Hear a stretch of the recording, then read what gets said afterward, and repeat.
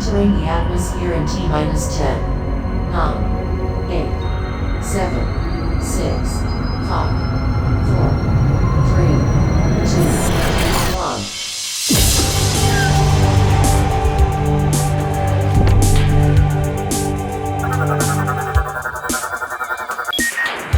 Hello everyone and welcome to the Omega Metroid podcast from OmegaMetroid.com.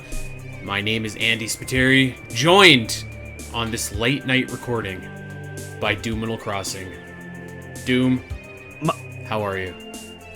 I have trudged mountains, I have crossed seas to get to this point, but somehow I am here. For those who don't know, I've been having some big computer troubles, and I believe it's been due to a recent Windows update that's conflicting with a very commonly used Phison controller that's used in a lot of SSDs. So if that sounds like one of you guys watching, be careful about doing large file transfers. And for everyone out there, regardless if that sounds like an issue or not, please, for the love of God, back up your files. Luckily, my files are backed up, so once this issue is resolved, I'll be able to get rolling again. But yeah, it can turn an annoying situation into an absolutely catastrophic one if you don't have your files backed up. Anyways, we got a Nintendo Direct coming up on Friday, so let's think happy thoughts from here at this point out. Sure, I feel very happy. I cannot tell a lie. I am so tired.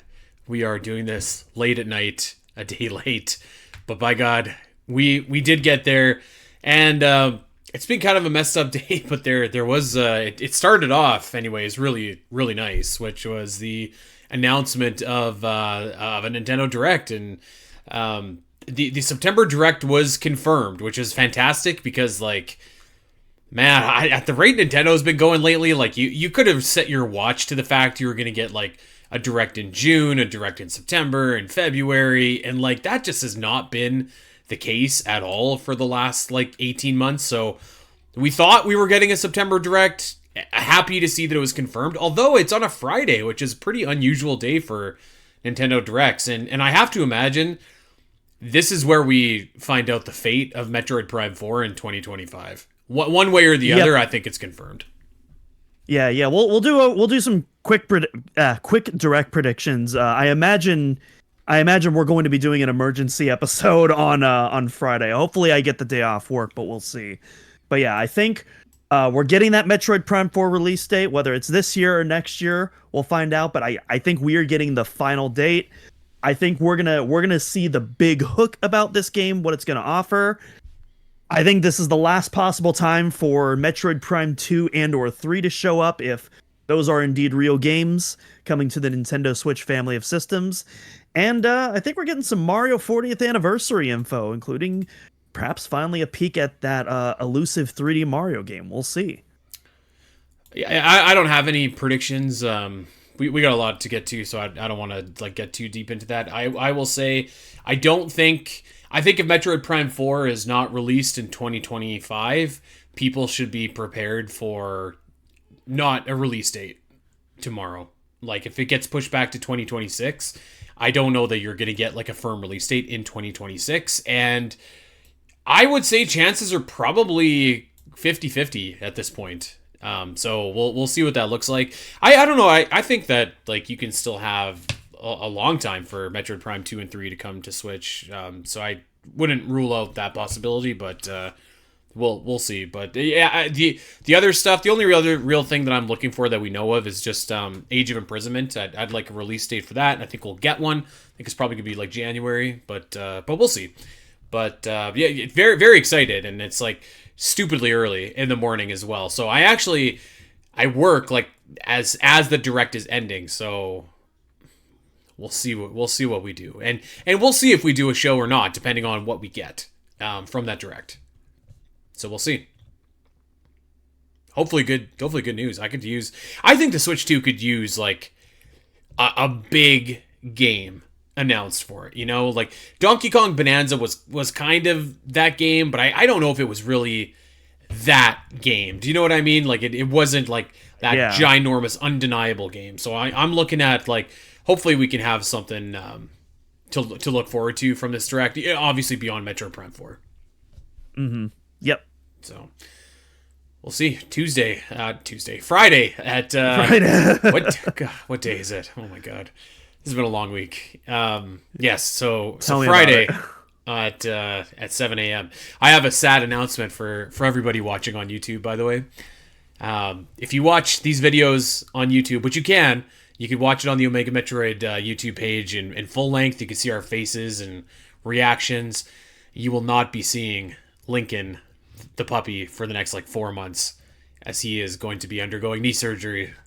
So it's been a long week. Oh, poor Link. Yeah, it's I mean, he actually had his right knee done a couple years ago, and now he's getting his left knee done. So it's he's going to be like Wolverine by the time we're finished with him, all bionic. But yeah, for right now, it's been a long week. So, anyways, let's dive back into the world of Hollow Knight. And man, we had a lot of really, really great discussion last week. So much that for the first time ever, we actually split and Inspired by Metroid into 2 parts. And last week was 90 minutes. And this week, we'll see what we get to as well. But there were some things, as soon as we were done recording, I was like, oh man, I wanted to talk about that, and I totally forgot. And we're going to get that chance today to kind of put a bow on Hollow Knight.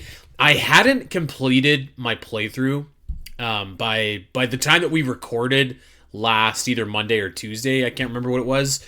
And I think I beat Hollow Knight, beat Hollow Knight on, I think, the Wednesday, the day before Silksong came up. And when even last week, I think I said, I don't know if I would put Hollow Knight in the same upper tier as Ori and the Blind Forest or Prince of Persia and the Lost Crown. I'm changing my tune this week. I actually think Hollow Knight is an S-tier Metroidvania. People have been saying that for forever. And I've always thought it was A+, but this second playthrough, man, I was just you know what? Yeah, this is an incredible, incredible game. I'm having an incredible time with Silksong. We're going to talk about that a little bit later. I'll talk about some of my first impressions. There's a lot of controversy and a lot of discussion and a lot of bad faith discussion going on about the difficulty in the game. But yeah, that's what we're here for today. So we're going to talk about the areas. We're going to talk about the music. We're going to talk about the lore, which I think is one of the big driving reasons that people really love this game. And yep. we're going to talk about that ending. So excited. Yeah, I'm excited too. For those who didn't tune into the last episode, I went from I went from Hollow Knight hater to Hollow Knight lover, and we're just gonna continue those vibes on today because boy, do I have a lot of things I'm excited to talk about. So I actually realized, Doom, that so one of the best areas in this game, I realized I did not play last time, at all. This was somewhere that I totally skipped. I'm going to go out on a limb and maybe suggest that you probably skip this as well, and we'll talk about that. But, this to me, just, it really was just, this is, a 10 out of 10 Metroidvania. I don't know if I just couldn't get over the difficulty before, and maybe that's what kind of held it back for me for being that S tier Metroidvania and had in the A tier instead. But something just clicked this playthrough, and I was you know what? I get it. I get it, which is funny because a lot of the things that I like about Hollow Knight and Silksong are the things that I hate about Bloodborne or Elden Ring. So I don't know if the 2D gameplay or the gameplay just in general appeals to me more with this game. But man, I was just so, when I put down Hollow Knight, I was just my God, that game was so great. It was so awesome. And I really just came away just feeling not I gave it a second chance because I loved it before, but it just being so, this game leveled up to me when I played it into just top tier, upper echelon, not even Metroidvania, just game that you can play on the Switch. Yeah. So what was the area you were talking about? We'll get there in a quick sec. We'll kind of go and run down all of the different areas and all that kind of stuff here. I guess what we should do, maybe, since originally we wanted to put it into the episode last week, and I totally forgot, is I did want to get to the music of the game and talk about like the soundtrack, because I actually think I kind of slept on the soundtrack a little bit, to be honest with you. I always thought it was like good, but like I would say like I think the soundtrack for this game is like actually like really really good, and it really adds to the like the ambiance and stuff like that. I don't know if I'm prepared to say that it's like the level of an Ori and the Blind Forest. I think that's still for me kind of like the bar for Metroidvanias, and I can't even say like I really like the like throwback music of Axiom Verge as well, but like this would be like right up in there, as well as just like some of the really really great Metroidvania music.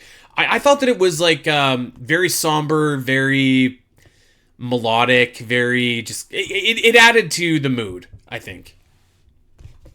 Yeah, it's really I feel like there's so many like incredible pieces throughout the game, but I feel like City of Tears in general just has like it's such a beautiful storytelling device that also kind of reflects like your portion in the character journey.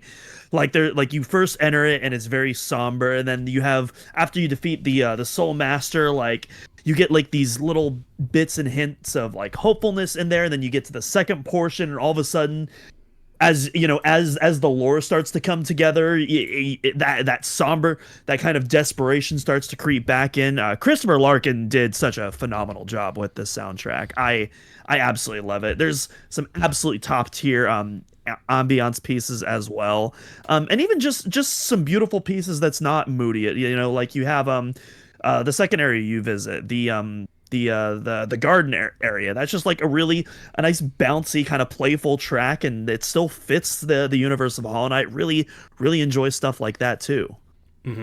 I just I can't say that I think that there's like any one track to me, and maybe City of Tears actually might be that track, but like I don't know that there's like one collective track that really sticks out to me as like being an S-tier track. But like I think the soundtrack as a whole is just like really really solid, and maybe I kind of like took it for granted a little bit or overlooked it, just because like you could so easily just be like, wow, the visuals and like the tone are really what makes this kind of this setting pop. But I think maybe I was underselling the contributions that the music had as well, because I thought like, again, this was really a great soundtrack. So I wanted to bring it up last week, I forgot to, and I wanted to shout out this week before I forgot again, because we do have a lot to get into. So there it is. Any particular tracks that stick out to you, Doom? Like I just said, like the City of Tears / Soul Sanctum / Lover's Palace, like all of like those tracks that play in the area, and like they really do such a good job of like continuing into each other. They don't feel like they stand on their own, but they also like feel like they're part of a unit. They don't feel like completely abstract tracks apart from each other. And so I really love the music there as a storytelling device. All right, well, let's talk about some of these areas, because I actually think almost every area has something like really cool that we can get into. So we can spend as much or as little time on some of these areas as we want to. It's probably appropriate that we start out in Dirtmouth. This is like your criteria of Hollow Knight, okay? So it's like, it's kind of desolate, rocky, but there is people there, which is really nice, and it becomes your safe haven like base that you can go back to. Not a whole lot to say about this area, but I do kind of like how, like, as the game progresses, you keep on finding like different areas that connect to Dirtmouth. I think that's like always really nice. And then just like a charming for Hollow Knight anyways, little town that offers you like a much needed bastion of safety. Yeah, most definitely. Yeah. And it's really fun, like unlocking more villagers as, you know, the game progresses on, whether it's people that you visit or just even people that you talk to on your adventures. They're like, hey, you know, I'm going to just go over here to relax. And it's just kind of like you get this really nice bit of community, but it also doesn't overshadow all of the isolation that this game absolutely excels in as well. I think this actually could be something that Metroid could learn from. I think Metroid Prime 3 mostly successfully dabbled in that. I imagine Prime 4 is going to as well, but I think out of all the Metroidvanias I've played, I think Hollow Knight really does the best job of like balancing like quite a, you know, a lovable cast of, because like, you know, in the Metroid Prime games, you know, it's mostly like flat one-dimensional characters. Hollow Knight has so many, like, you know, you have some really funny one-off characters that have like a really cool like gimmick to them, and you also have some like really interesting characters that like grow throughout the adventure too, and you get to interact with them a ton. There's a ton of payoffs as well, both through the intended game as well as some of the side quests you can do, and none of it really feels like it interferes with the isolation at all. So I have to absolutely give my hats off to what Team Cherry did there. I'm with you. I feel like one of my takeaways from this game is like, okay, I'm not saying that like Samus needs a companion, but I don't think it takes away from the experience, like having other people that show up along the journey. That's something that I think that this game actually does like pretty well, and it feels like a real lived-in world, and like just kind of adds like a little bit of a different flavor when you see someone that you could talk to, or someone that, even if it's like one of those characters that like just is just like a regular NPC, not a vendor, not a anything like that. I think there is something to be said there for the value that brings. So that was one of my takeaways, actually, is like, I wouldn't mind if Metroid went a little bit less heavy on the isolation. I know that's probably a point of contention, but I wouldn't hate it. I will just say. I think that Hollow Knight, like the thing is, it's like I don't think it takes away from the isolation. That's like the key takeaway for me. It's like you really can just have your cake and eat it too if you design the game in a right way. Okay, I'm gonna go in kind of random order here, but next up, let's go to the Forgotten Crossroads, which turns into the Infected Crossroads after. The Infected Crossroads, man, is so hard. It's so hard. Gnarly. It's hard because you think it should be easy. Like, the enemies are not harder than they are in like some of the latter areas, but like you just go in there and like, when you play Metroid and you get power ups, and you go back to Criteria, you're just like blitzing through everything. That's me in this area, because like everything now has like the infection and explodes all over you. The area itself is like fine. It's basically an extension of Dirtmouth, but like when it turns into the Infected Crossroads, I think it's kind of cool because it kind of like takes you by surprise a little bit with some of the like nasty enemies that you fight. Yeah, it definitely surprised me, but in a good way, because like it totally caught me off guard. Like there's no like, there's no dialogue or anything. It's just kind of something that you inevitably you're going to have to discover it on your way to the final boss, but most people probably discovered it on the way beforehand, since it interconnects to so many of the different areas. You'll probably just go through there. There's a couple of vendors as well, so you'll probably be doing that to upgrade yourself. But yeah, it took me by surprise, and I'm a huge fan of when Metroid environments evolve over the time. It's one of my favorite aspects of Fusion. So seeing the Crossroads evolve into the Infected Crossroads, which again, another one of my favorite aspects of Metroid is when it gets gross and disgusting, and that's exactly what this area is. And so I'm all about the gross, disgusting, organic nature that this game starts to take on once that happens. And the enemies, and it also does kind of feel like Metroid to a degree as well, because sometimes Metroid will also replace some of the enemies with harder enemies as you progress, but then eventually you'll get your screw attack, and even those harder enemies won't stand a chance. And you kind of get the same thing with Hollow Knight when you start upgrading your nail, you start finding better charms, and suddenly these enemies that were taking 5 to 6 hits are taking like a couple of hits, or maybe even one hit with like a charge swing. I will say, because I'm a fair man and I can give critiques as well, this area actually also has one of the worst aspects of Metroid Fusion, where it evolves, but the map doesn't change, and it still shows you connecting spots that are not connected anymore. That, I'm just like, ugh. So I have to point it out in the Forgotten Crossroads, but yes, I think it's a great intro area. Mm-hmm. It's a little annoying. I don't think it's as bad in Fusion, at least. Bless you. But at least in my playthrough, I only ran into like a couple of rooms that were blocked off, and there's a couple of other rooms nearby that are pretty easy to go around it, and so it's not too much of like a traversal. Yeah. That being said, I think it would have been better without the blockages. That was just kind of unnecessary, but not enough to like really lower my grade. Green Path. I think that this area, you know what, actually this area I think also has a really nice musical track. This might be my other standout that plays. I'm a sucker for forest areas. I thought that this was a really cool area, and it kind of gives you a little peek at some of like the Hollow Knight lore. So there's some important stuff going on here as well. So yeah, a nice little area. I don't have like a ton to say about it, other than I just thought the aesthetic was pleasing. I remember the first time I played Hollow Knight. By this time, Silksong was already announced, and I had no idea what any of the characters' names were. So I was like shell shocked when I saw Hornet, because I thought that was an original character in Silksong, and so I was just like, Yeah, "Yo, it's Silksong! It's Silksong!" And then my whole chat was just like, was just laughing their butts off. That was way back in 2022. Still a really cool fight. All these years later. yeah. A fantastic fight. Honestly, you know, we'll save that for when we talk about Silksong, actually. But yeah, I think that the green path is cool. Howling Cliffs right above it, I think is like just fine. There's not really much there. There's like a dream battle, but the big thing about the Howling Cliffs, okay, is that is where the last stag, is it stag, the tram car stag station, yes. So it's the last stag, and he's like, I'm gonna take you. I found where I grew up. So he takes you to his home in the Howling Cliffs, and there's implications that maybe, just maybe, there are more little stags out there somewhere. So that's probably the thing that I like the most about this area. Other than that, it's just kind of like whatever. Is that also the first area where you encounter Zote, or am I thinking of a different area?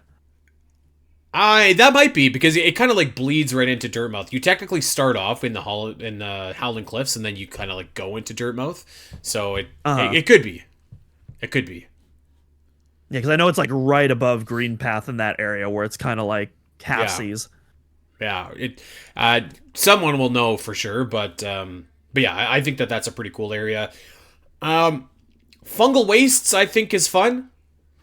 Nothing really to say, but it's got like the bouncy mushrooms, which is always like kind of cool. You know, I like me a good I think it's a fun, bouncy mushroom. Fun little tutorial to teach you about the pogo jump. Yeah. If you were not already aware of it before, this is kind of like how to teach you how to fully use it. I think it's a fun playground to do that.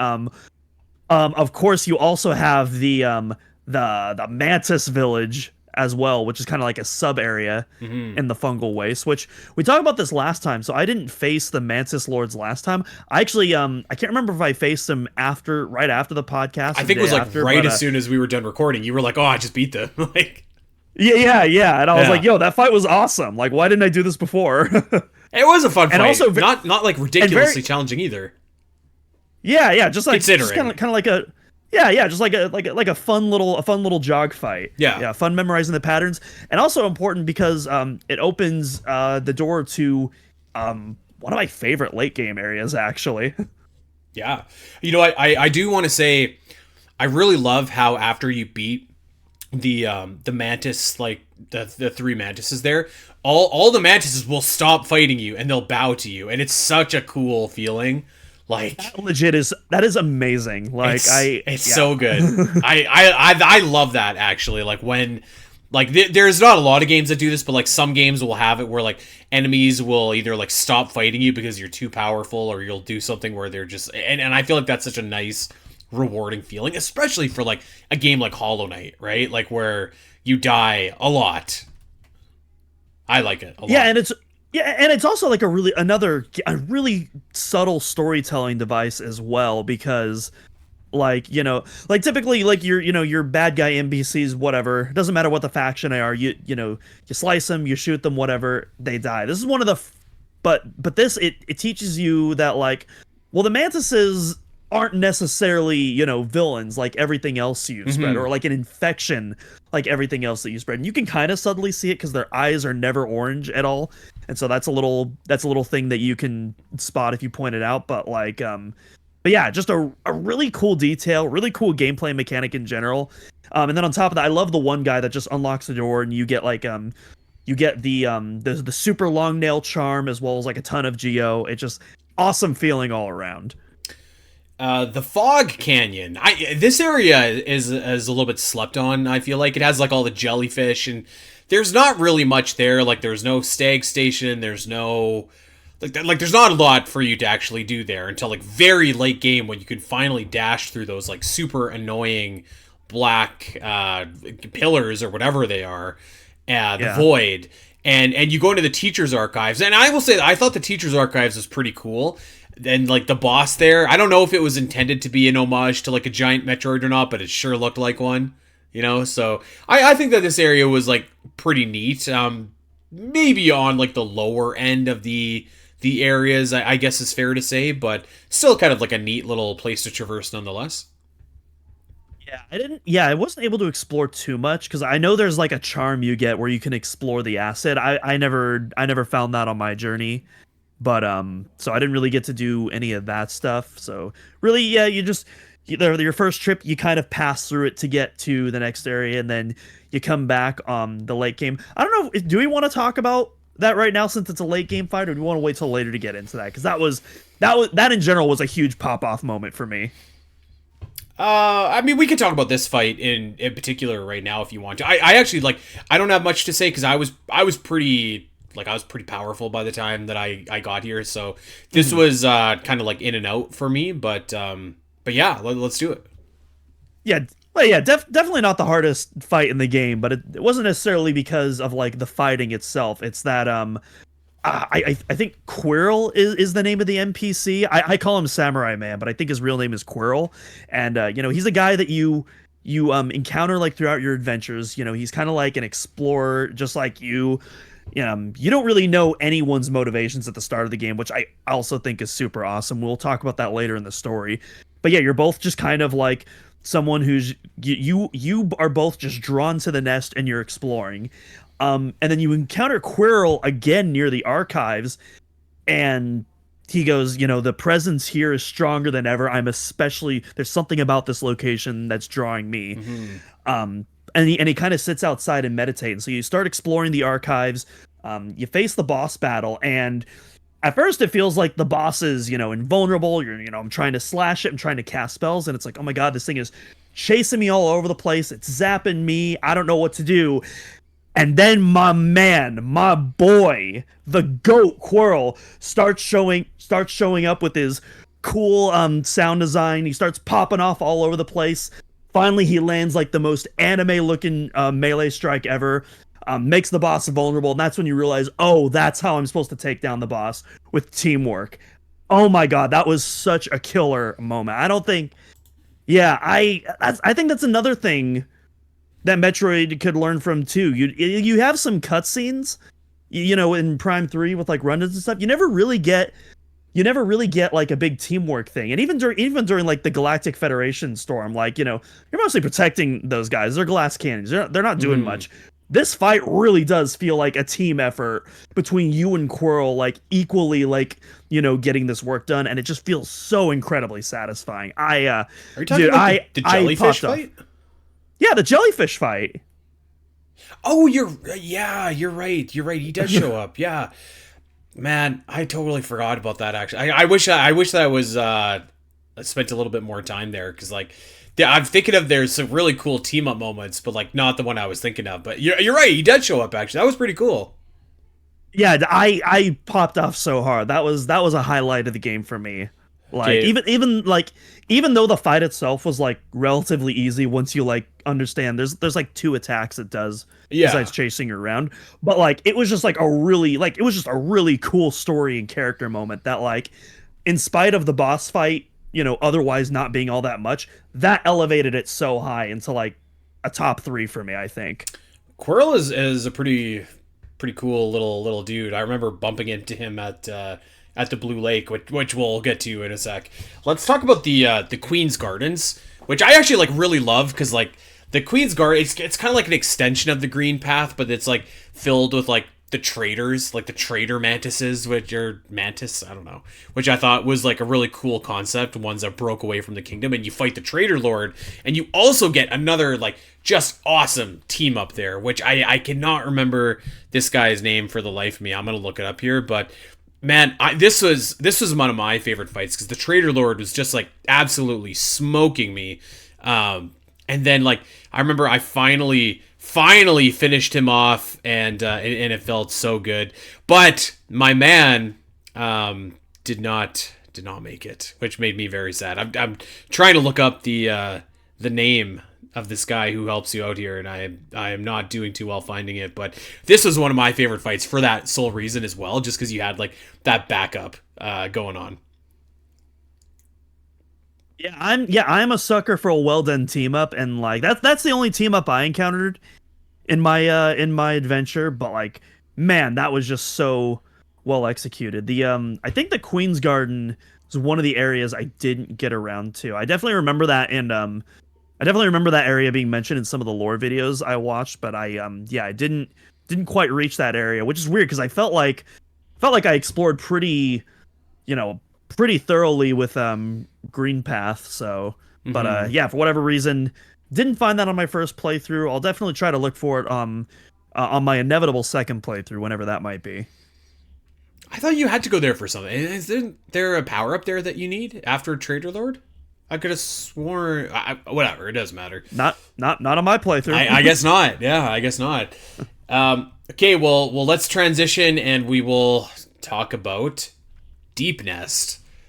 This place is like, man, this place is like... This area is so awesome. I love it. It's a great area. Lots of like really cool platforming with all like the worms that are coming in and out. I think that's really great.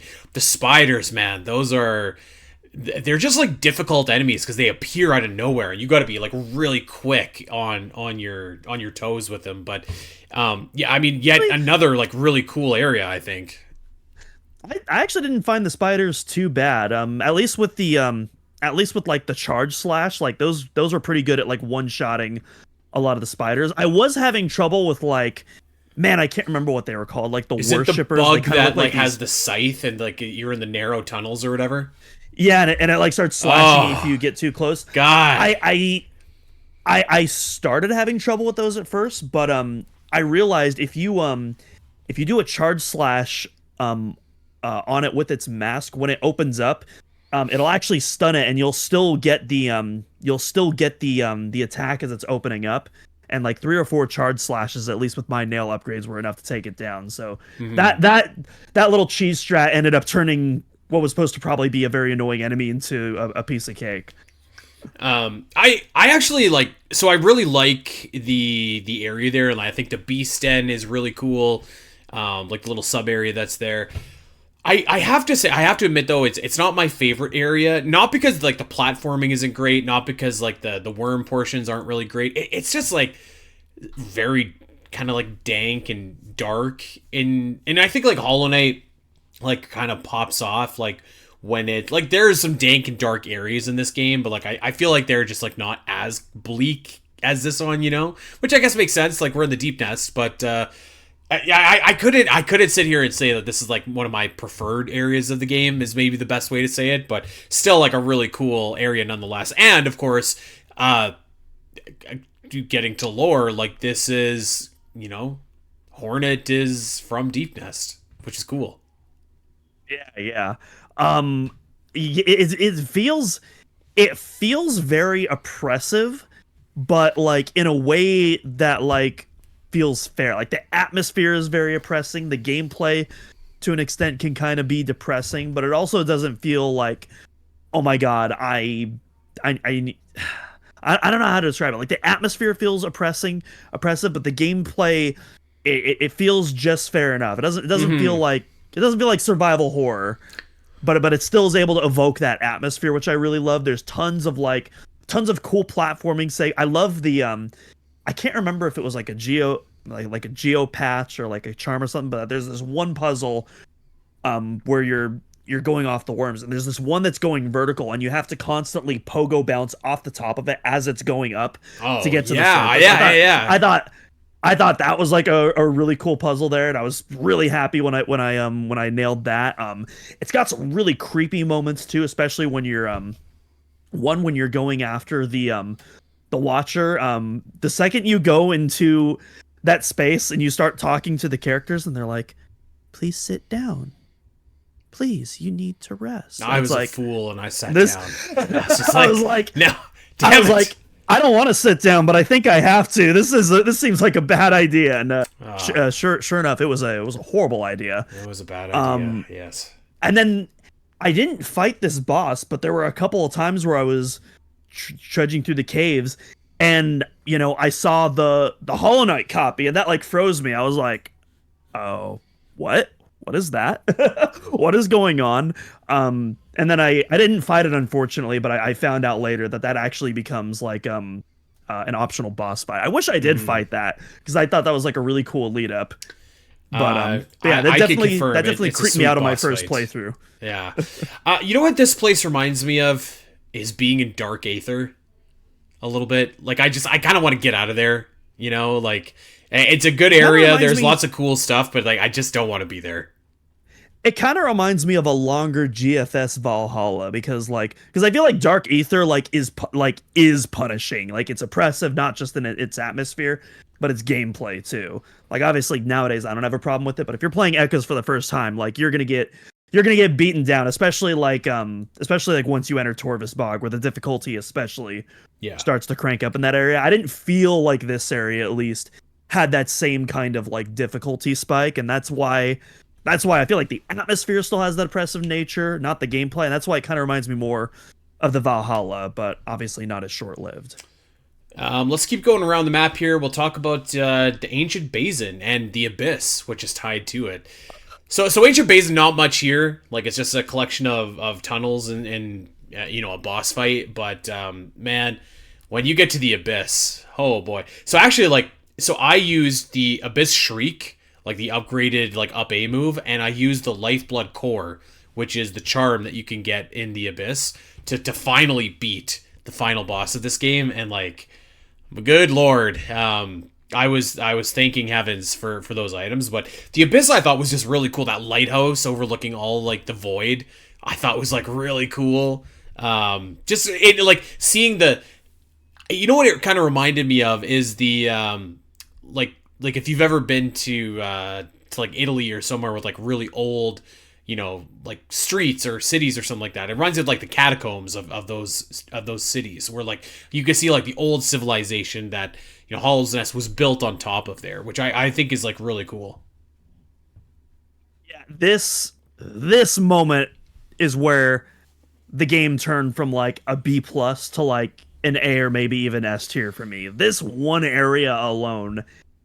Again, it's such a short trip, but this is one of the most disturbing, creepy areas I have ever laid my eyes on in a Metroidvania.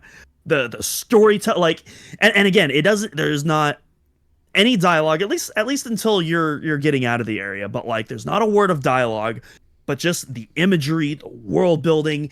It is intriguing, it's creepy, seeing all of literally what feels like miles of piles of dead Hollow Knight husks, and then you start seeing the dark shades come up, and that's kind of, and then you look in the logbook, and they're called siblings, and you're like, oh my god, what is going on here? This is disturbing. And then of course, as I read the lore video, and I did find out it was even more disturbing than the game lets on, which is already pretty disturbing.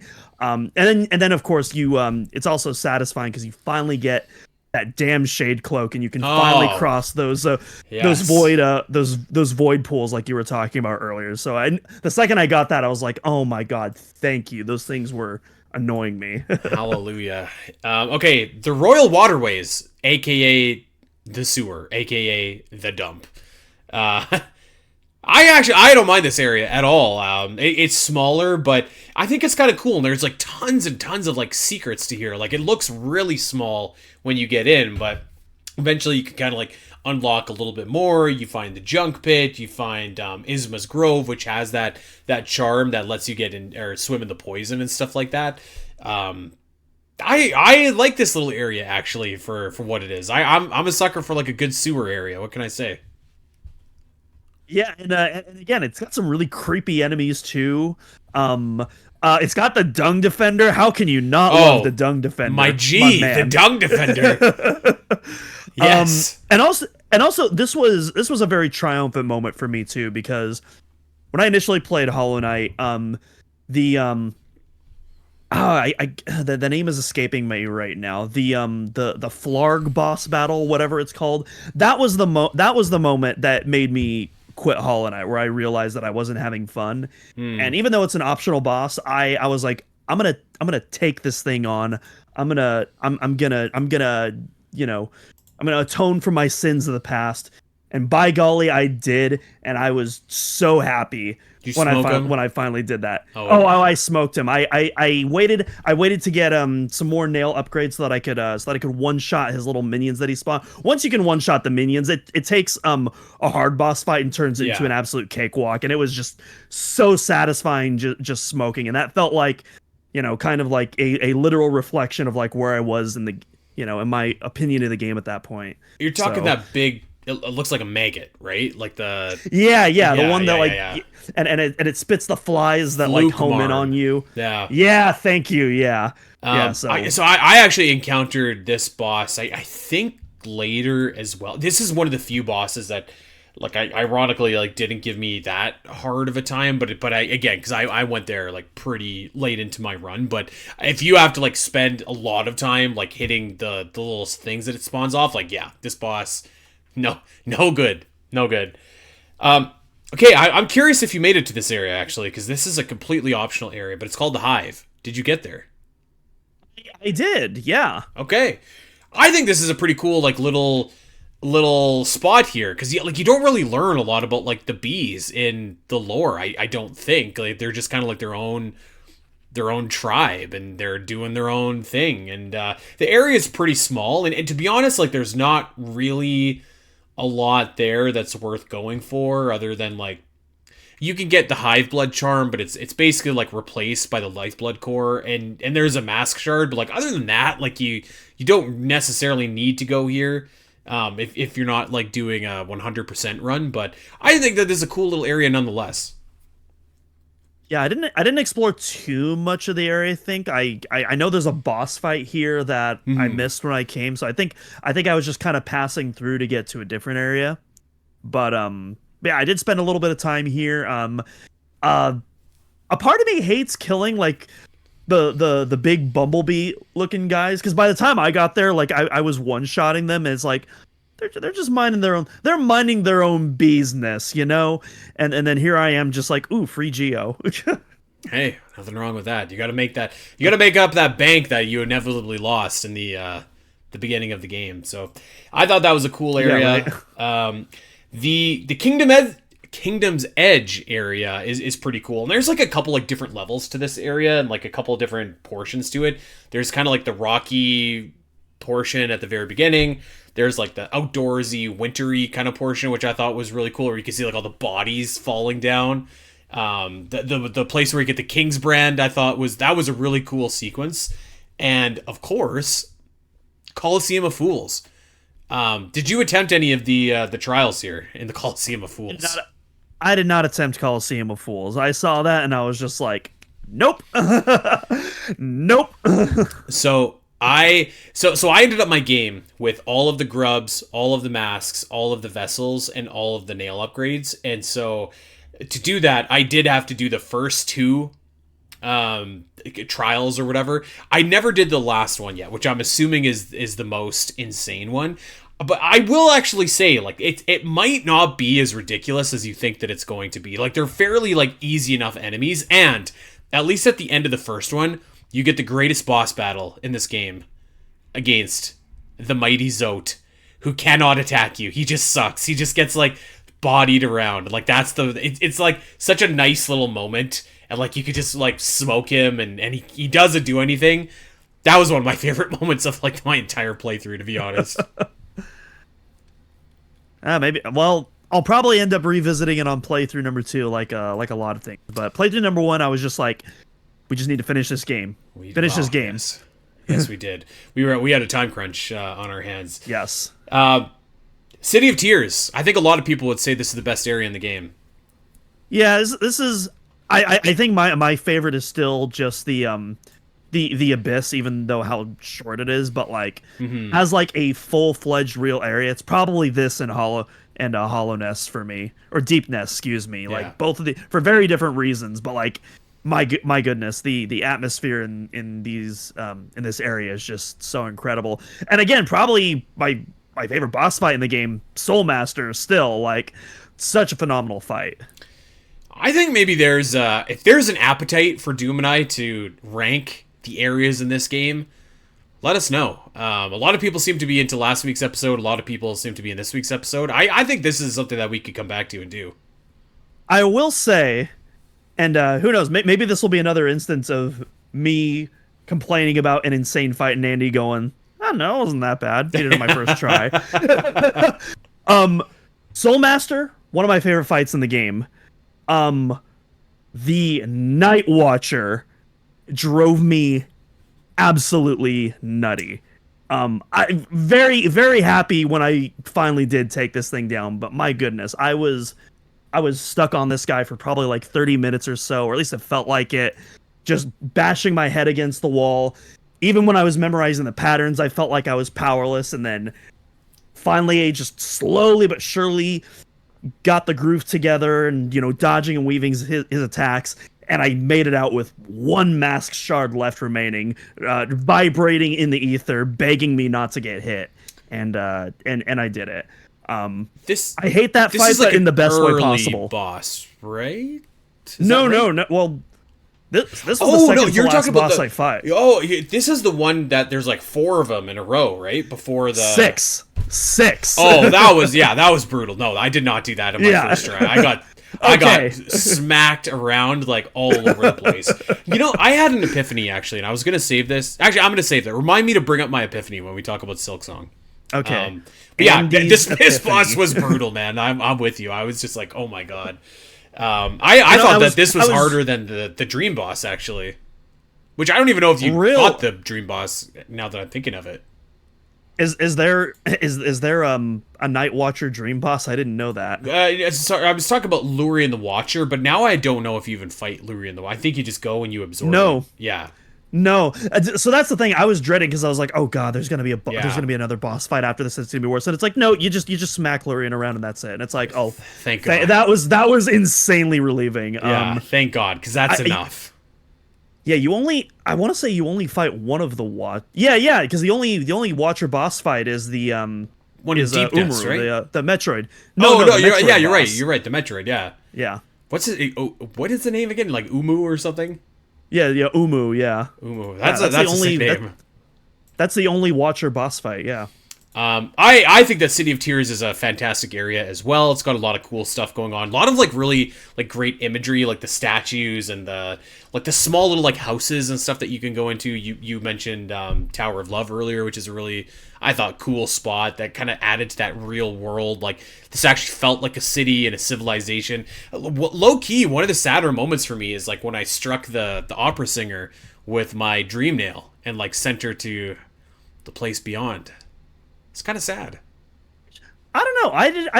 I didn't feel sad about doing so. At least for me. Maybe I'm completely incorrect. Maybe the lore will say otherwise. But I kind of felt like I was finally bringing these spirits to peace. Almost. You're probably right. Yeah, you're probably right. That's how I interpret it, at least. I thought that Resting Grounds was a cool little area. It's basically like a different dirt mouth with. I think the Blue Lake is just a spectacular looking set piece. I think really, really cool. Obviously it also has a lot of cool kind of imagery that ties to the lore with all the dreamers and the Spirits Glade is kind of a creepy little place as well. So I thought that this was a pretty neat area for what it is. That was another one where I unlocked it, and you talk to the first spirit, and she's basically like, "Hey, I'm guarding all those people. If you mess with even one of them, I'm going to kill you." And it's like, duly noted. I won't mess with anyone. I did. I messed with people, and I tried to fight that spirit, and found out that you couldn't. So I was like, and I'm leaving. I'm getting out of here. So my first playthrough, I did not unlock the Awakened Dream Nail. This playthrough, I did. And I want to come back to that in just a quick second here, but we'll talk about Crystal Peak. Man, this area is freaking awesome. This is a killer area. I feel awesome. For different, I feel very different reasons than a lot of the other areas. Like you have these very moody atmospheres with a lot of the other areas. Crystal Peak, I don't want to say it's not moody, but it definitely doesn't evoke that as well. It's like it's weirdly colorful. It reminds me of Hollow Knight Donkey Kong area. Country a little bit. Yeah, you know what? I probably because there's mining involved. You know, you have the carts. Like, yeah. Now that you say that, I do get Donkey Kong vibes from this, Yeah, and which is a good yeah, thing. I love it. Yeah. Yeah, exactly. Yeah, There's I'm like not all the hating on cool, Donkey like, Kong. kind of like Shine Spark puzzles that you can do as well. I think it's like a really, really cool area. Yeah, it's definitely a fun level to, and it does kind of feel like you're literally carving your way through this mine as well, which is like Yeah. a really cool feeling. You have the I think we talked about this last time. I just fought the Crystal Guardian 2 right before we recorded last time. So I really enjoy both of those fights. I almost wonder if the Crystal Guardian is kind of like a Metroid / Mega Man reference, because it's like shooting beams out of like, and I guess it's not a cannon, but an armed crystal at you. So I wonder if that was intentional or not. It could be. I wouldn't put it past. There's definitely some Metroid references in this game for sure. Yes. Okay, there's one more area that we have not talked about, and I'm going to unfortunately tell you that I'm pretty sure that you didn't get to this area. I think this is the best area in the game, and that is the White Palace.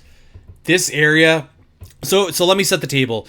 To get to this area, you need like the Awakened Dream Nail, which requires 1,800.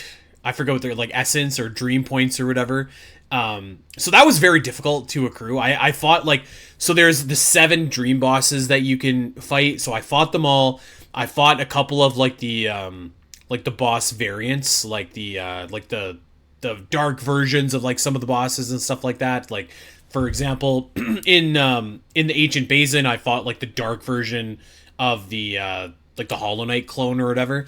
Long story short, I grinded and I got the Awakened Dream Nail, and I unlocked. You know, in the Ancient Basin, like when you're on the way to the Stag Station, there's that one kind of like white looking bug, and you can hit him with your Dream Nail and it won't wake him up. Got that little shield around him. Yeah. So your Awakened Dream Nail will wake him up, and then you fight it, which actually is not that insane of a fight. And then you can go into the White Palace, and this place is nuts. This place is crazy. It's basically like playing Celeste on Hollow Knight with enemies. Like, the platforming was nuts. It wasn't even that there was so many enemies, but like there was like spikes everywhere, moving parts, pogoing off of up and down coming spikes. Like, this place was just crazy. I cannot even describe it, but like this was like just pure peak platforming. And I think if I had done this in my first playthrough, I would have never said that this game wasn't in the S-tier Metroidvanias. This was so awesome. Like, this was just an incredible like platforming challenge that put all of your abilities to the test. Light on combat too, so like it wasn't as frustrating when you die, because like, you know, at least like if you die, it's kind of like, well, I messed my timing up, or I did that. So I thought that this area was like so awesome, and you kind of see some like cool flashbacks of like the Pale King and all of his like kind of world before the events of this game happen as well. Yeah, that is definitely not an area that I discovered. I think I got about half that essence of the 1,800. There's like 2,400 you can get total if you 100. Yeah, if you 100% everything. Right? That's wild. I was like, no way, man. I got 18 and then I'm tapping out. Like, yeah. I don't need the achievement. You can save that. But yes, I would recommend, if you're gonna play Hollow Knight, this area I thought was worth it to grind for that extra like essence. This area was incredible. It was so good. And we'll leave it at that. Oh, and you know what? That ties directly kind of into the lore of this game, because I think as much as like we've talked about, you know, the ambiance, the atmosphere, the gameplay, I think it's the lore that really kind of drives people to this game. Like, I think a lot of people really kind of like connected with the story and the way that it was told. And once again, like, I'm actually not like the biggest fan of the way that this game tells its story. I think there's a line between like telling and like letting people figure out, but like being too obtuse.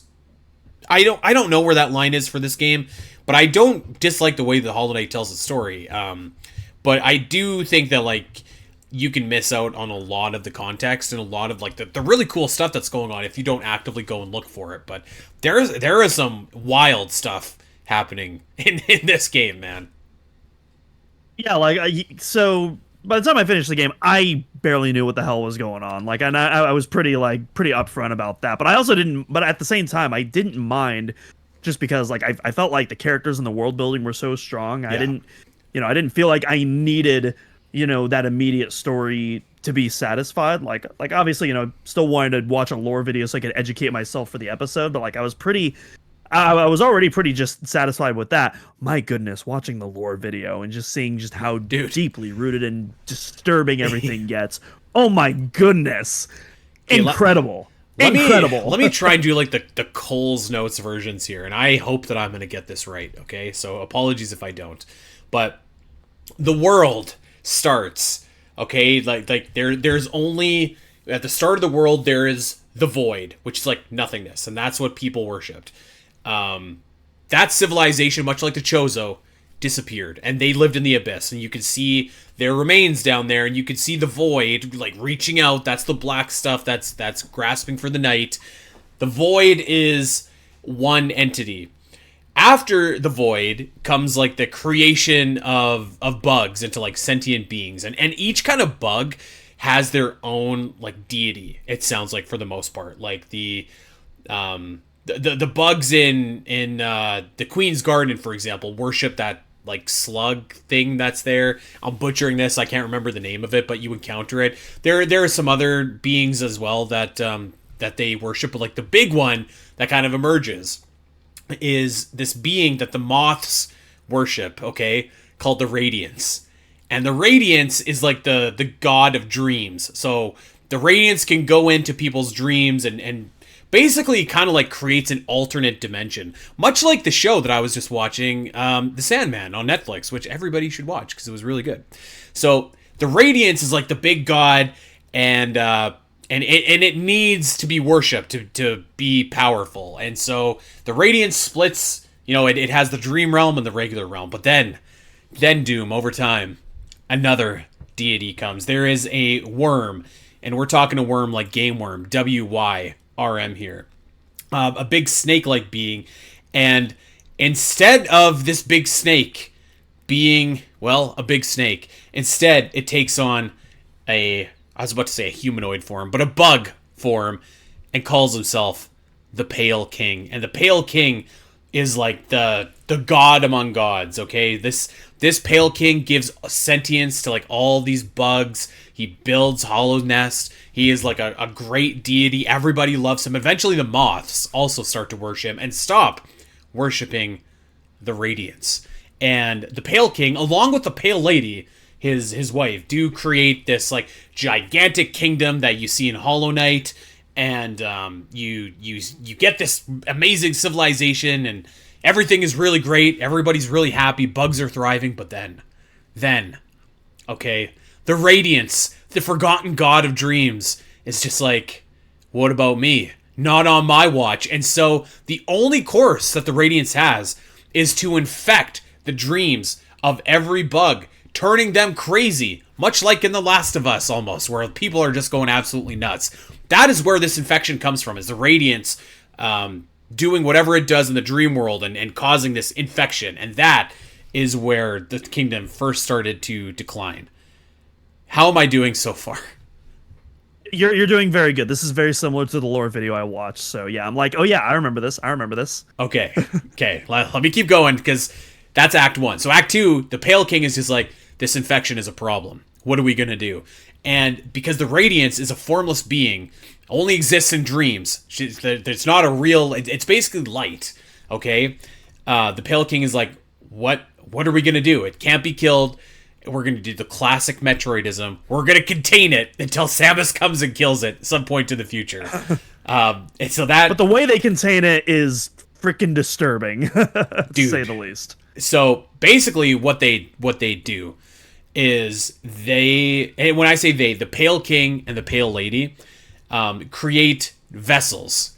And like, the vessels are born from their union, but like they have some of the void in them, like the darkness, which is the antithesis of the light that the Radiance has here. So basically they need a really powerful body, but one without like a soul, to hopefully contain the Radiance within that vessel. And thus, the Hollow Knight is born. And the original Hollow Knight does indeed contain the Radiance, so the plan works. However, over time, the plan falls apart because Hollow Knight, I guess, eventually starts to develop a soul or feeling or like whatever. So the infection is back and it's spreading worse than ever. And so... Can I interject for a moment? Yeah, please. It's actually, at least in the lower video I watched, it's a little bit more disturbing than that even. So the reason that they're called, that, you know, he's called the Hollow Knight is because these were beings that they created and then literally hollowed them out and replaced their consciousness with the void. And that gives a lot more context to all of the discarded body. Like, these are all people that they have slaughtered in an attempt to, like, create a literal unfeeling, unthinking, you know, hollow vessel solely used as, you know, this sacrifice to contain the infection. It is horrifying when you're reading it, or I guess watching the lore video. But like, yeah, I was just even just watching the lore video. I can't imagine like piecing this together in the game. But even just watching, you know, a simple YouTube video, I was just like, what? Yeah. What? Like, that's nasty. That's insane. That's horrifying. There's like absolutely wild stuff going on here. But we're not done. And this is where I'm like really kind of like, oh God, I hope I get this right.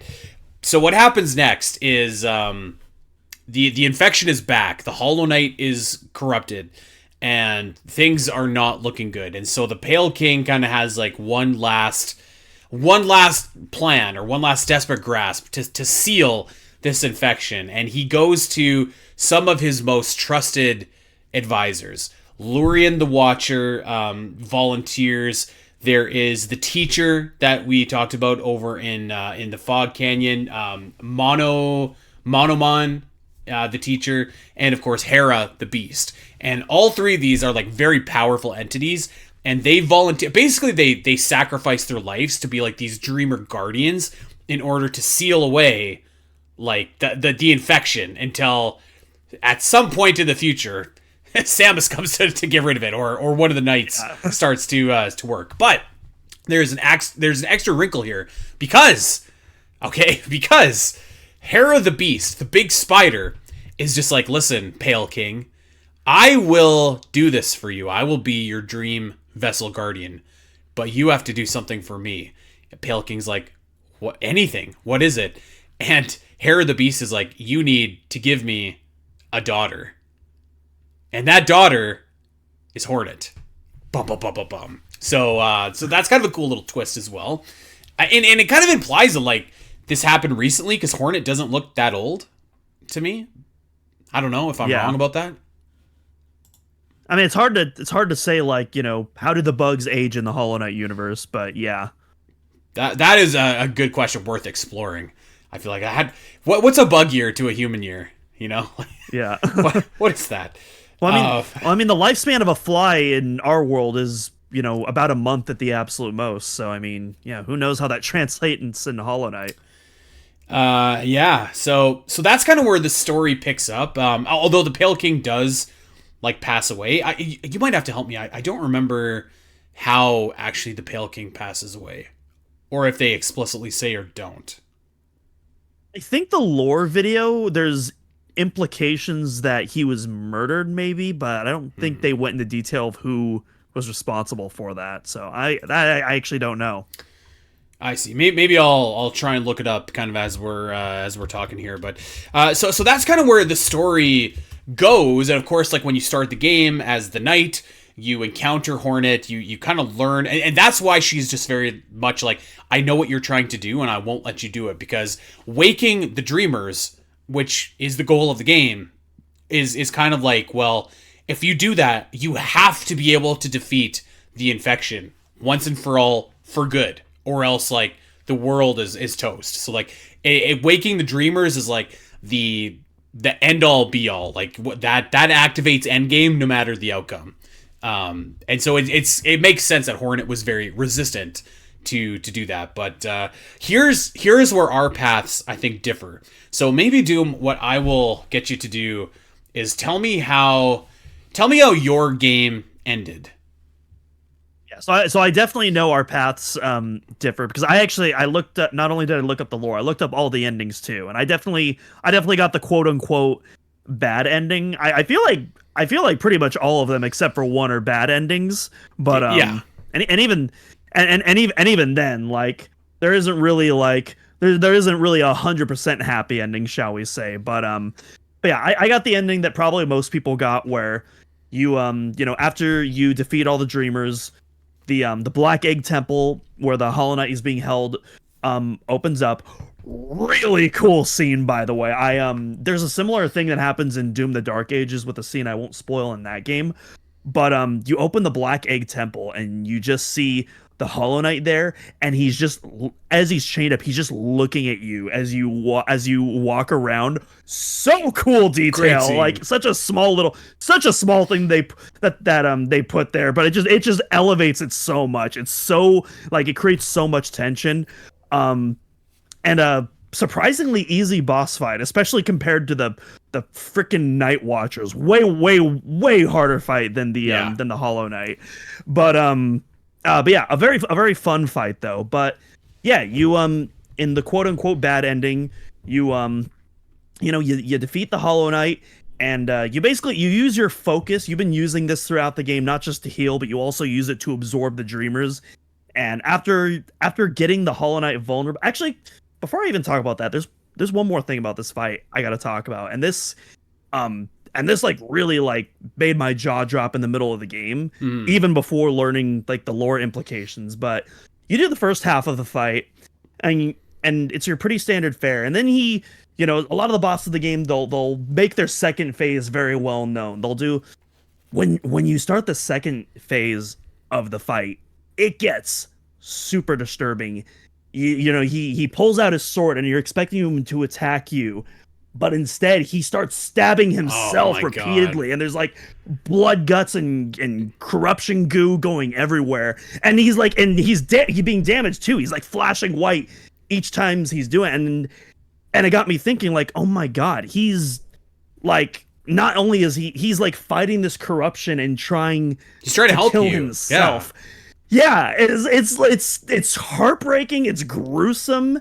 It's disturbing. I keep using that word a lot about this game, but like, yeah, it's so disturbing, but in like the most intriguing way, in such an intriguing way. And I was just like heartbroken, but fascinated at the same time. It's like, I want to learn more about what's going on here. Yeah. But so yeah, that one really struck a chord with me, just because I was not expecting that at all. But anyways, so back to the ending. You finally defeat the Hollow Knight. You put him out of his misery, and you use your focus to absorb all of that corruption. And you basically, you basically become the game's title. You are the new Hollow Knight. Yeah. You get rechained, basically to take his place and last an eternity until another Hollow Knight comes and repeats the process, assumedly. Yeah, I'm with you. I thought that moment was like wild. I thought he was like gearing up for an attack, actually, and I was like, oh boy, here we go. By the way, the Pale King, it just is said to have disappeared. So maybe we could come back to that. I'm actually like quite intrigued by that. But so yes, our paths did diverge, and that's the ending I got on my first playthrough as well. And that's why I was kind of like, okay, that was like a fine ending, but I thought getting the true ending was much more satisfying. It kind of reminds me of the way the Castlevania does it, where like it's difficult to get the true ending. Like you need a very specific, certain set of things. So like, not only do you need the awakened dream nail, but you also need like this really difficult to get charm, which is called the Void Heart, which is it's very difficult to acquire. But I got it because I was like, okay, I want the true ending, and then. And the ending is really cool too, by the way. So speaking of team up there, so when you're fighting the Hollow Knight, Hornet will come in and like needle the guy, and he's down on his feet. And or he's down on his knees, and you can either give the Hollow Knight the final blow, or you hit it with the Awakened Dream Nail, and then that takes you to the Dream Realm inside of the Hollow Knight, where the Radiance is being held captive, and you literally are fighting the sun. This fight is, oh my god, this fight, man, was like just barbaric. Like, I had a real difficult time with this fight, but I can't say that it wasn't super fun, because it was. Excuse me. It was like a final boss that like earned its teeth. You know? Oh man, yeah. Like I had to like completely change up my strategy, because I was just getting rocked by this guy, and so that I really wasn't using a lot of like magic in the game, like the up A attack, the Abyss Shriek, but I spammed that for this. I got rid of all of my usual charms and equipped specific charms just to defeat this boss. This was a great boss, and I thought it was like a really cool ending, and the infection was gone. I was just like, man, like this is satisfying. Like I felt really satisfied doing that, and this was coming off of doing the White Palace as well. So like my last like 3 hours with this game, I was like, man, this is just like so incredible. So I really left on a high note playing Hollow Knight. Yeah, and that definitely feels like the true ending. Like part of me kind of likes the implication of like the bad ending, just because it's like, oh, the title of the game was like revealing the end destination all along. But I definitely think the true ending, it definitely like it definitely feels more satisfying as a conclusion, for sure. And I think it still does reveal the destination, because like you literally are playing as the intended Hollow Knight. Like that doesn't change. It's just like if you literally become that vessel that's carrying the Radiance, or if you kind of like, you know, kind of like Aragorn, you rise above all else, all other kings since the time of Elendil, and you defeat this infection. So once you like kind of see like what the actual story in the game is, it's like a really cool story. I do wish that like there was more like forward storytelling though in the game, because like you can do this and like not know anything about the story. Like you can put tidbits together by like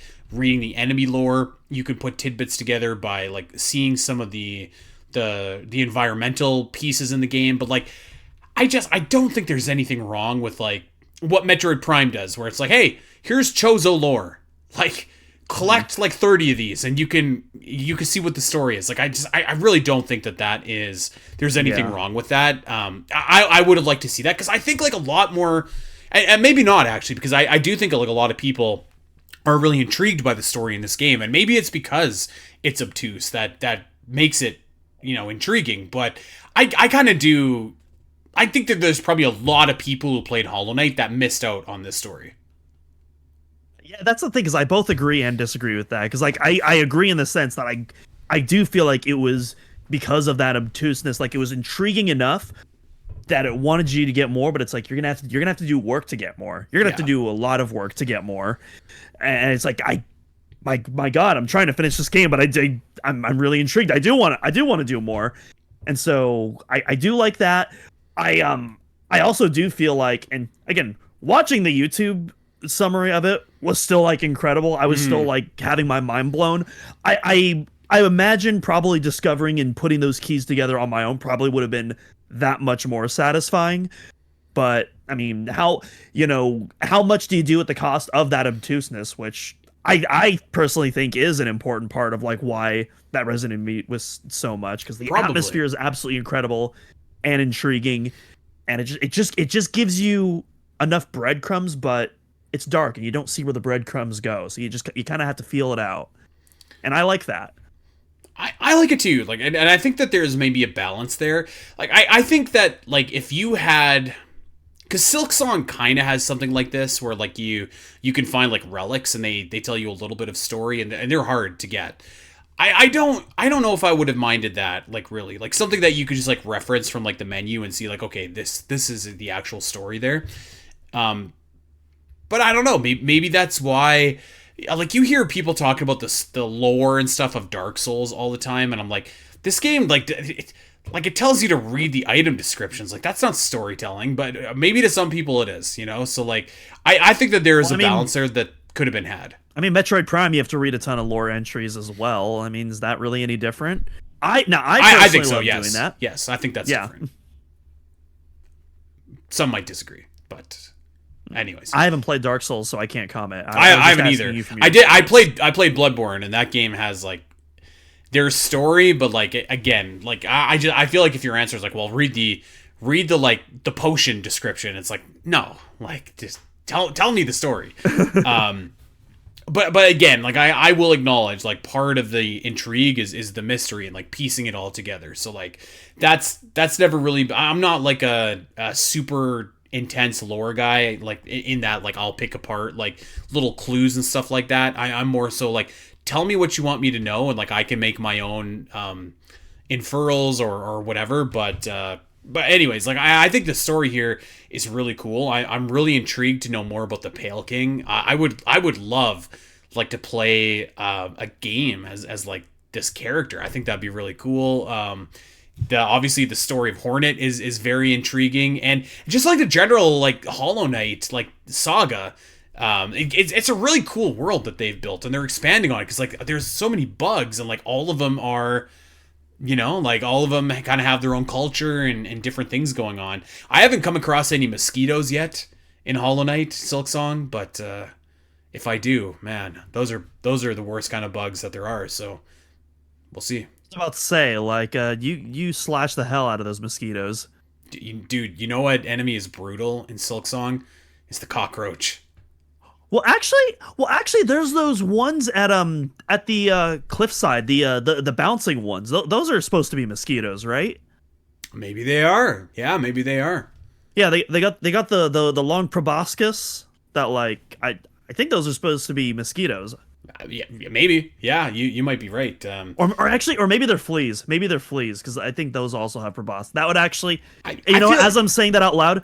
As I'm saying that out loud, I'm pretty sure they're fleas because they bounce around. That actually makes way more sense. I feel like a mosquito should be like sucking your blood. Like that should be very like the mosquito king or something like that. That should be like a signature enemy. I feel like in a future Hollow Knight game. This game is just like so awesome. I like once again like I really liked the game the first playthrough, but man, this second playthrough just like elevated this game in my mind like so much. I have never the only experiences I've had of going 180 on a game has been the complete opposite direction, where my first playthrough I really enjoyed it, and then the second playthrough just completely all the magic was gone, was lost on me. Well, now you got to tell us the game, Doom. Come on. This is the first time in my life that I have ever not liked a game when I first tried it, and then tried it again and just completely turned around on it in the opposite direction. Wow. Well, what was the game that you didn't like, or that you liked and then didn't like? Now we got to know. Saints Row 4. Okay. Most people on the podcast probably haven't played it. Anyways, I have not, but I'll take your word for that. I'm curious now if there's any games that I've really loved that a future episode. But yeah, I think that I just had like such a great time playing Hollow Knight again. Like I don't know why I waited for so long. Yeah, this is an absolute like upper echelon S-tier Metroidvania, I think, for sure. Like just we've spent like the better part of 2 episodes talking about how great it is. It definitely has its difficulty or its drawbacks. Like don't get me wrong, like the difficulty can be daunting. The money system can be daunting. Although I like again, like you do the money system and like by the halfway point in the game, I just don't think that you're hurting for money at all in this game. I definitely agree with that, and I started realizing that on my second playthrough as I started progressing further, but it does take a bit to get to the second half of the game. The intro is rough. Yeah. But yeah, I think that like this game is like just like an incredible game. Like it really is. It's an incredible game. All the different like the different bosses, the different endings, the story, the world, the character design, this is like pretty much a perfect package of and tight gameplay, like really tight platforming. Just this is it's great. Yeah, it's incredible because again, like the first time I played through this game, all I could think about was the stuff that annoyed me. And this time, there's still some stuff that annoys me a little bit, sure, but like I'm not thinking about that. I'm thinking about all the incredible strides that this game makes. I'm thinking about the stuff that like I want to see Metroid excel on. Yeah. There's stuff in Hollow Knight that I want Metroid to be inspired by, which is a sentence that I never thought I would say 3 weeks ago. This game is freaking fantastic. Okay. I want to spend just a few minutes here talking about Silksong so far. I have... the floor is yours. Yeah, yes. Lots of chatter in our Discord about Silksong, for better and for worse, over the last... it's only been out a week, actually, but it feels like it's been out a long time. I'm about 15 hours in. Obviously, a lot of discussion revolves around the difficulty. This is what I'm going to say. The game is difficult. Like, duh. Hollow Knight is a difficult game. And I don't think that the game is personally that much more difficult than Hollow Knight, if more difficult at all. But some people do, and I feel like that's fine. One of the key differences that we've seen so far is that typically when Hornet gets hit, there's 2 masks worth of damage, which stings, for sure. But to counteract that, when you heal, it's for 3 masks worth of healing all the time. So it's kind of like a little bit of risk reward, which works well for my style because I usually only healed when the coast was clear. Like I never typically healed for 1 mask at a time if I could avoid it. So it works for me, but it might not work for other people. But I mean, if you're going into Silksong thinking that it's going to hold your hand or offer you you died at a boss and it's going to give you the option to retry it, it's wrong game for you, okay? This is the wrong game for you. But so far, man, I think that this game is like every bit as good as Hollow Knight. It's familiar but different. Hornet controls very differently. It's fast paced. Lots of movement upgrades quickly in the game so far. And the storytelling is actually a little bit more direct, like we were talking about. Same kind of like balance, I feel like, between like really charming characters, but infrequent enough that it doesn't ruin that sense of isolation or atmosphere. And kind of like a creepy religious undertext to the game as well in the land of Farloom. It's kind of like everyone has to make this like holy pilgrimage to this place called the Citadel, which, as you might imagine, is difficult to do. So I'm really enjoying it so far. I think it's like, put it this way, if Metroid Prime 4 doesn't release this year, I'd be looking at this as my game of the year. And honestly, even if Metroid Prime 4 does release this year, it's gonna have to be a hell of a game to outdo Silksong. Was that pun intentional when you were talking about the masks? What did I say? It stings. Oh, that was good. I'm gonna pretend. I'm just don't tell me. I'm gonna pretend that was totally intentional. That was some Terry magic right there. Think I'm more clever than I am. Yes, please. Yeah, just like again. And by the way, it's okay. By the way, not to like Hollow Knight or Silksong because they're too difficult. That is totally fine, and I think that's totally valid. Know that they're difficult going in, and know that my epiphany, okay, that I wanted to share. So there are multiple times in Hollow Knight and in especially Silksong, where you're fighting a boss and you just get bodied like right away. But I was watching my wife play Dr. Mario the other night, and it hit me, and I was like, a boss fight in Hollow Knight is exactly the same as like playing a game of Dr. Mario or Tetris on like a really high level difficulty. Sometimes you just don't have it. right? Like sometimes you just go in, your coordination is off, your reaction time is off, you get slapped around and you die immediately. There are other times where you're just like having the game of your life, and it feels like your fingers are moving for you and you don't even know what you're doing. It's like everything is slow, but everything is going fast at the same time, and you're anticipating, not reacting, but anticipating what's happening. And those moments are magic. Like they're magic. And that is what you play a game like Hollow Knight for, because it is so difficult. But like when you're in the zone, when the magic is happening, and same thing with like playing a good game of Tetris or like a good game of Dr. Mario, there's almost nothing like it. And that probably applies to games like Elden Ring that just haven't clicked with me either. But like it hit me like as I was, playing the other night and then watching Sam after, like that is what this game is for. So if you if you don't like difficult games, that's totally fine. This might not be for you, but if you like the challenge and finally overcoming that challenge, this is for you. That to me pretty much perfectly describes why I love Doom Eternal so much. So I am substantially excited to try out Silksong now, because it's pretty much that exact same feeling where you first enter that game and you're shocked, you're stunned at just how much more punishing it is than Doom 2016, and you're like, whoa. This is the tutorial area. I'm getting just absolutely not necessarily getting brutalized. It's not that bad, but like you're just like, whoa, wasn't expecting this. I'm like almost running out of ammo. What's going on?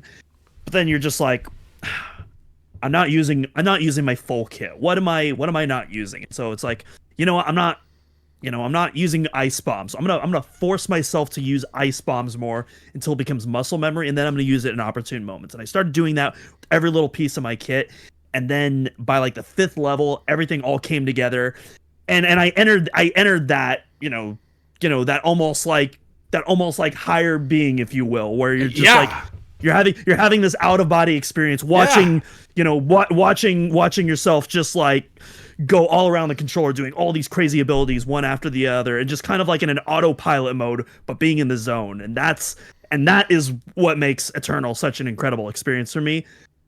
I'm really excited to play Silksong if I'm gonna get something similar out of that. It's really great. I think we'll do an inspired by Metroid maybe sooner than later. I don't know. We'll see. Depends on how long the game is, depends on if you want to pick it up or not, Doom, or I don't know, we'll figure it out. But I definitely want to talk some more about Silksong, because I'm still in Act 1 and I'm 15 hours in, so like I think this is going to also be a substantially, at least for me, longer experience than the first Hollow Knight. So I'm having a real fun time with it. There will be times where you are frustrated, and that's okay. Put it down. There might be times where you want to rage quit, and that's okay too. Don't play something that you don't think is fun. That was kind of the point that I was making in Discord. This game is not for everybody, and nor should it be. Nor should every game be for anybody. Like, listen, like nobody wants to eat a Happy Meal every night for dinner. Some people want to hunt for their food, okay? This game's for the sickos. It's for the hunters. So like just know that going in, and I think you're going to really love it. And you could probably say the same thing about Hollow Knight as well. So yeah, I mean, Hollow Knight has the Night Watch, so there you go. Yeah, yes, it does. And my God, that boss fight was something else. Okay, let us know if you want to hear us rank the areas of Hollow Knight. Like maybe there's more that we could do here. Like I think this is one of the most popular Metroidvanias. So like, let us know if that's be something that you like, and we'll do it. By God, we will do it. I mean, if there's a non-Metroid game to earn a spin-off series, this is probably the one to do it. Well, I mean, maybe that could just be future inspired by Metroids, is revisiting some of the games that we've done and tackling areas or tackling bosses, or I don't know, something. But I feel like I'm in the mood to talk more Hollow Knight. This game is just like really sunk its teeth into me lately. So yeah, I'd be totally down for that if you guys listening would be as well. But hey, we are probably going to be talking about Metroid Prime 4 next episode. We'll depending on the news and depending on how this direct goes, we might see an episode earlier than our usual time. We might not. We'll see how it goes. But well, we will know the fate of Metroid Prime 4, I think, by Friday. So we'll see. Excited for that. I hope my computer is able to turn on to see it. Oh my god. Yeah. What comes first? Metroid Prime 4 release date or Doom's computer back to full 100%? Nobody knows. But I think they're I think the release date is coming first. I hope not for my own sake, because I got to go edit this bad boy now. All right, Doom. Any final thoughts before we get out of here? Holy crap, man! Hollow Knight. I'm a believer. All right. Well, I hey. could cry. On that note, I don't think that we can top it. So that's going to do it for us, everybody. Thank you so much for listening. Sorry about the delay. Technical issues happen. We try to avoid them, but by God, they find their way, much like the infection found its way into Hollow's Nest. So thank you for bearing with us as we delayed to get this episode out. We are going to get out of here. So of course we do want to encourage everybody to visit omegametroid.com. We're going to have all the latest Metroid Prime 4 news, any relevant other Metroid news that comes from the Nintendo Direct. So check out omegametroid.com for that. Plus guides for your Metroid games, plus maps, plus editorials, plus. There's so much stuff over on omegametroid.com, and there is a ton of stuff over on our YouTube channel as well. These podcasts, but also brand new video walkthroughs that are available there. If you don't like the written version, there's a video version as well. So not every game has one, but most games do. So check that out as well. We have a Patreon, patreon.com/spnet. The Great Metroid Area Ranking just finished last month. So there's like 2.5 years worth of ranking Metroid areas there for you to go catch up on, so go and check that out. $4 gets you in the door, and there's a ton of other cool stuff there if you want as well. And of course, give us a follow over on Blue Sky. I am at Spiteri316, Doom is at Doominal Cross, and we are at Omega Metroid, and that, my friends, is going to do it for us. So until next week, everybody, take care.